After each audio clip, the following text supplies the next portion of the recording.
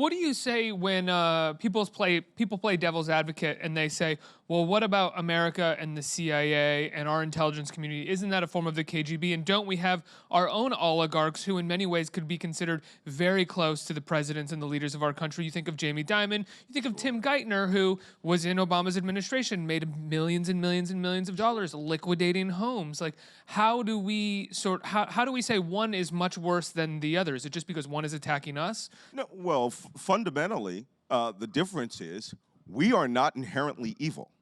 Okay, we are not. When I say that Putin, you notice I'm on Putin a lot today, because to say anything about Trump and Team Trump, I have to tell you who the supervillain is in this story.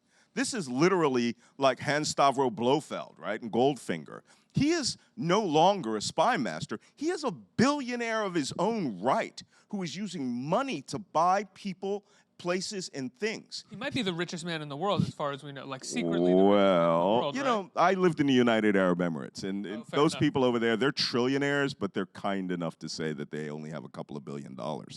But Putin may have as much as 200 billion illicit dollars stashed away. But you got to remember, he was using all aspects of the state to steal money. He was using money and intelligence to intimidate every oligarch. So do we have an oligarchy? Yes, of course we have an oligarchy in the United States. But they don't really run everything, because those votes really matter. Your anger really matters. You could put a stop to abuse through the financial system when it really matters. In Russia, one man runs it. The oligarchy are his executive officers. He controls them with intelligence staff from the FSB. As you see, critics wake up dead routinely.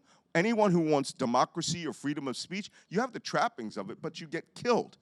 That organization engineered the election of Donald Trump, and as the Mueller report stated, Donald Trump knew it was happening, knew they were benefiting from it, and relished those benefits. And we saw that just yesterday in the the trial of Roger Stone, Right. where he was communicating directly to Donald Trump that he had direct access to WikiLeaks information from the earliest days of the Democratic National Committee's hacking, which tells you the arc from Russia to WikiLeaks to Team Trump led right to the White House. And, of course, they don't particularly care for the way we run our government. So Donald Trump is essentially managing what he wants, which is a constitutional autocracy.